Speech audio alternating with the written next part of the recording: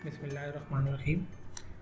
आज का जो हमारा सेशन है वो है सार्प एंटरप्राइज सूट में फाइनेंशियल रिपोर्ट्स के हवाले से, फाइनेंशियल स्टेटमेंट के हवाले से कि सार्प ईआरपी में हम फाइनेंशियल स्टेटमेंट को किस तरह देख सकते हैं और उनको देखने से पहले उनको किस तरह कॉन्फ़िगर कर सकते हैं ताकि हमारी जो रिपोर्ट्स हैं, balance sheet, profit loss, cash flow, grouping, notes वगैरह की, तो वो अच्छे तरीके से हमारे पास शो हों। सबसे पहले हम अकाउंट्स में जाते हैं, जीएल में, सेटअप में, और सबसे पहले जो हमने सेट करने होते हैं बैलेंस शीट और प्रॉफिट लॉस के नोट्स के मेन्यू में जाना है। इस मेन्यू में हमारे पास 2 लेवल्स का आप नोट समझ लें, जिसमें एक मेन नोट और एक सब नोट है। ठीक, बेसिकली जिस तरह मैं आपको शो करवा दूं, ये एक मेन नोट और ये उसके नीचे सारे सब नोट्स हैं। तो सबसे पहले हमने अपने ऑर्गेनाइजेशन की रिपोर्ट्स की रिक्वायरमेंट के मुताबिक हमने अपने नोट्स यानी मेन नोट्स और सब नोट्स डिफाइन करने हैं। सार्प एंटरप्राइज सूट में एक स्टैंडर्ड्स को देखते हुए ये नोट्स ऑलरेडी से डिफाइन है और आप अपने हिसाब से अपने नए नोट्स डिफाइन भी कर सकते हैं और इनको मॉडिफाई भी कर सकते हैं।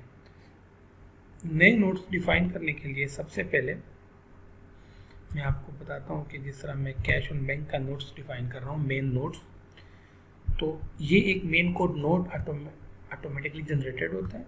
यहाँ पे हम इसको बताते हैं कि इसका क्या टाइप है। ये बेसिकली नोट्स किस रिपोर्ट का है, बैलेंस शीट का है या कैश फ्लो का है या प्रॉफिट लॉस का है। ठीक है, तो हम बैलेंस शीट ही मार्क करते हैं।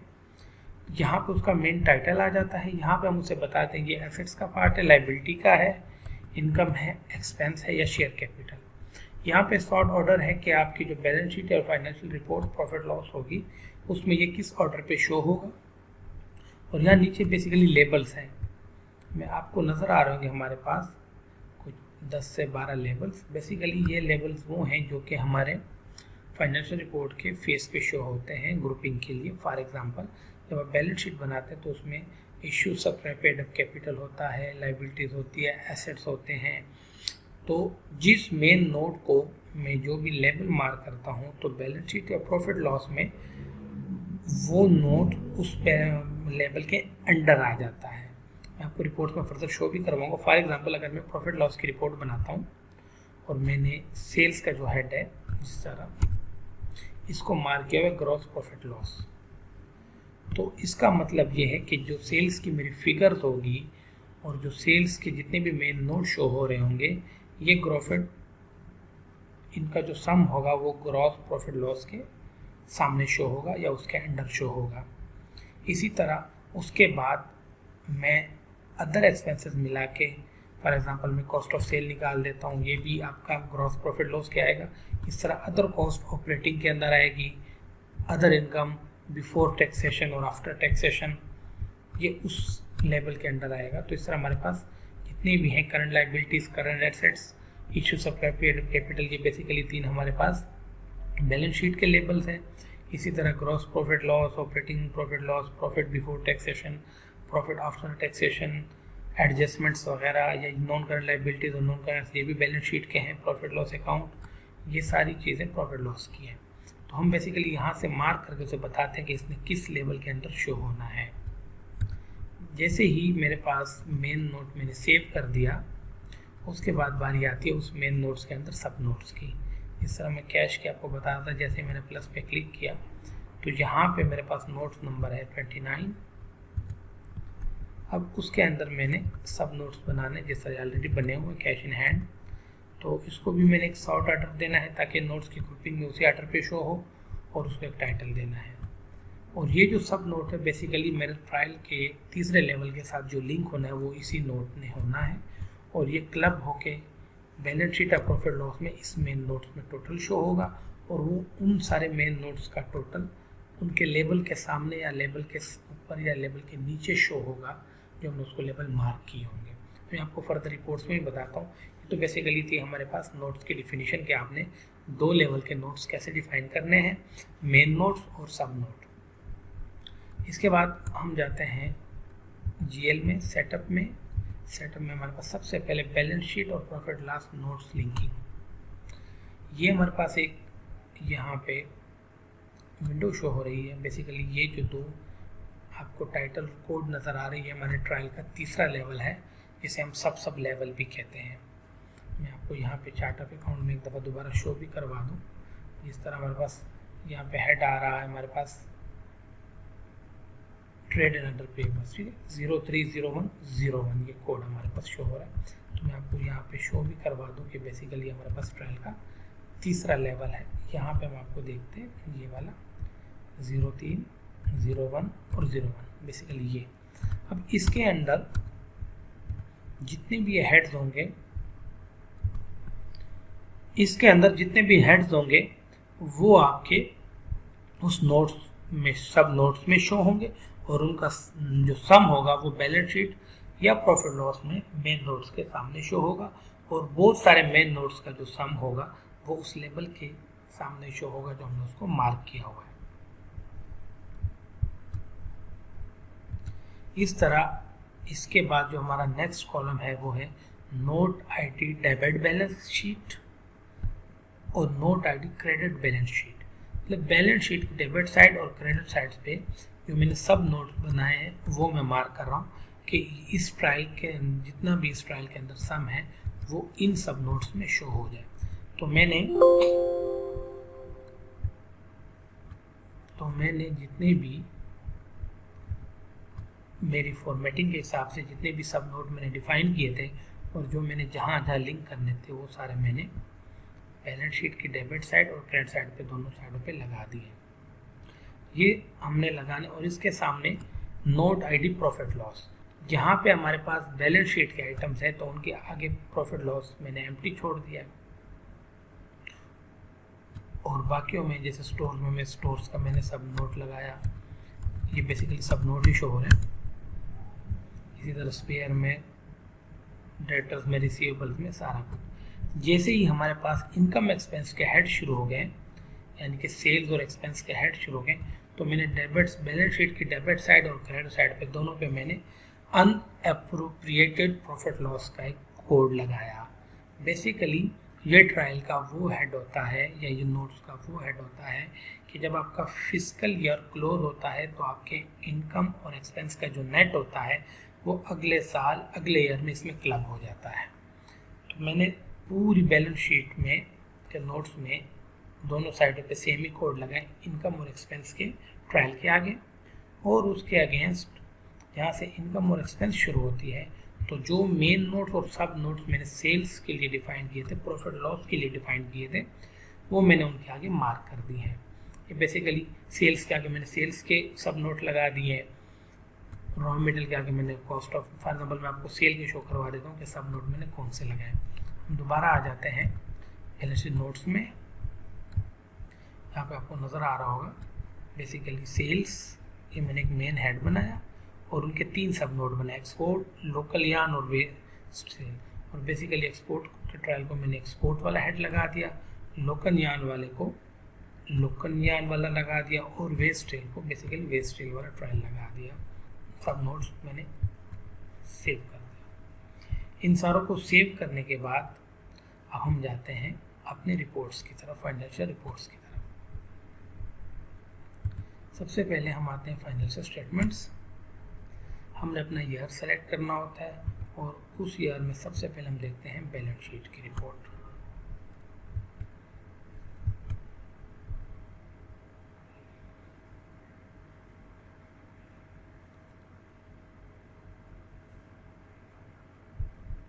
तो ये बैलेंस शीट की रिपोर्ट का फॉर्मेट हम पिछले साल की निकाल लें ताकि उसमें प्रॉपर डेटा शो हो जाए।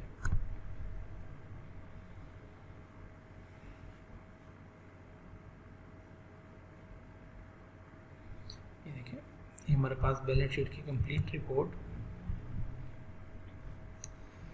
बेसिकली अब इसमें 2 और 3 चीज़ें हैं। सबसे पहले ये वो लेबल्स हैं जो कि मैंने आपको स्टार्ट में बताया कि हम जिस भी मेन नोट्स को लेबल मार्क करते हैं वो उसके अंडर या उसके ऊपर सारा टोटल उसके साथ शो हो जाता है। और ये हमारे मेन नोट्स हैं जो मैंने आपको दिखाए, जिस तरह यहाँ पे कैश एंड बैंक बैलेंसेस का मैंने आपको बताया था, जो करंट एसेट के लेवल के अंदर आते हैं।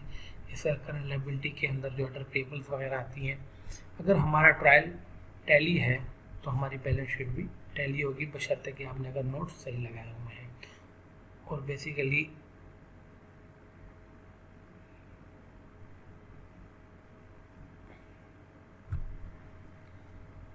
ठीक है, इसके बाद हम अगर किसी एक नोट्स को देखना चाहें, फॉर एग्जांपल मैं ट्रेड एंड पेबल में जाता हूँ, मैंने क्लिक किया, drill down, trade and payable,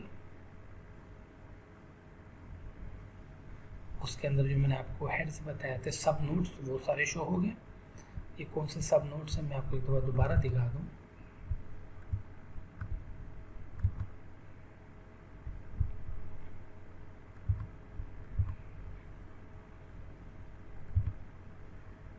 notes, trade and other payable, this one, ये मेरे सब नोट्स हैं जो आपको नज़र आ रहे हैं स्क्रीन के ऊपर।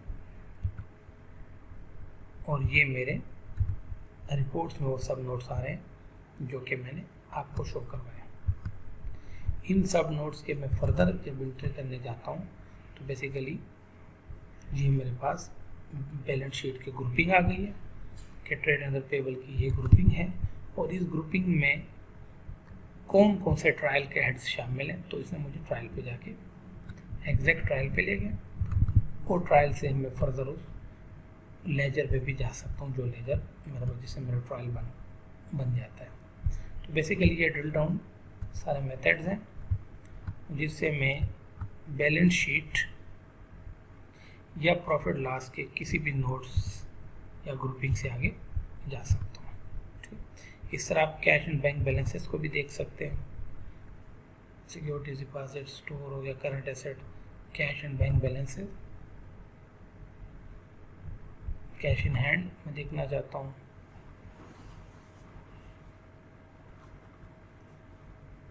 और उसने कैश इन हैंड शो कर दिया और यहाँ से वो मुझे ट्रायल तक ले गया। इस तरह हम प्रॉफिट लॉस को देखते हैं।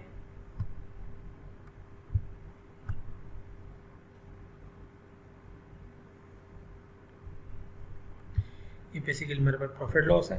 बेसिकली ये ग्रॉस प्रॉफिट का लेवल है, ऑपरेटिंग का लेवल है, profit loss before taxation, after taxation और कैरी फॉरवर्ड, जो मैंने आपको स्टार्ट में बताए थे। ये बेसिकली उनके 60 ऑर्डर हैं। ये हमारे मेन नोट्स हैं। और जब मेन पे क्लिक करूँगा तो ये उसकी बेसिकली ग्रुपिंग में आ गए हैं। ठीक है, मैं लोकल यार्न की सेल देखना चाहता हूँ तो मुझे सीधा ट्रायल पे जाके ले गया। बेसिकली ये आपका वो बैलेंस होता है जो कि कैरी फॉरवर्ड होता है, अनएप्रोप्रिएटेड प्रॉफिट लॉस, जो मैंने आपको थोड़ी देर पहले बताया। इस तरह कॉस्ट ऑफ सेल में क्या क्या मैंने लिखी है। बेसिकली कॉस्ट ऑफ सेल में जो मेरे पास हेड से कंज्यूम जो मैंने सब नोट्स बनाए थे, इस तरह ये 31 का तीसरा नोट, 31.4 का फोर्थ चौथा नोट, तो बेसिकली सारे हमने इसको लिंक किया ट्रायल के तीसरे लेवल के साथ। और वो तीसरा लेवल बेसिकली हमारे पास सारा कुछ शो हो रहा होता है।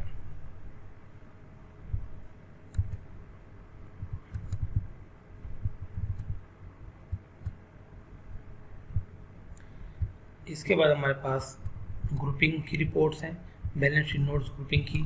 बेसिकली मैंने आपको ड्रिल डाउन करके भी दिखाई और आप उनको सेपरेट भी देख सकते हैं। ये मेरी ग्रुपिंग है कि नोट्स नंबर 1 उसको मैंने किसके साथ लिंक किया हुआ, नोट नंबर 1 के जो सब नोट्स हैं उसमें मज़ीद मैंने किन किन को लिंक किया हुआ, तो ये वो सारी चीज़ें मेरे पास शो हो रही हैं।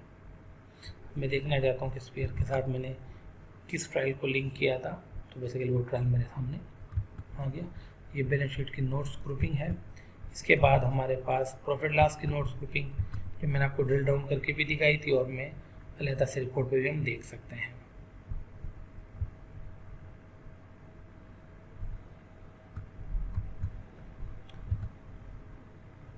कैश फ्लो के लिए हमें सबसे पहले लिंकिंग करनी पड़नी है, वो मैं आपको पहले बता देता हूँ कि कैश फ्लो की लिंकिंग कैसे होती है। हम आते हैं जीएल में, सेटअप में, चार्ट ऑफ अकाउंट में और cash flow notes linking. Basically cash flow के जो मेन नोट्स होते हैं, जो हमने सबसे पहले आपको बता के डिफाइन किए हैं, उनको हम जो कैश फ्लो इनडायरेक्ट मेथड से जो उनकी 3 कैटेगरीज हैं, हम उसको वो मार्क कर देते हैं कि ये किस कैटेगरी के अंदर एग्जिस्ट करेगा, जिसमें 3 कैटेगरीज हैं, cash flow from financing activities, cash flow from operating activities और cash flow from investing activities. हम बैलेंस शीट के जो मेन नोट्स हैं उनको कैश फ्लो के जो 3 मेन कैटेगरीज हैं उसके हिसाब से उनको लिंक लगा देते हैं, कैश फ्लो लेबल जिसे हम कहते हैं वो मार्क कर देते हैं और सेव करने के बाद हमारे पास फिर कैश फ्लो की रिपोर्ट भी निकल आती है यहाँ से।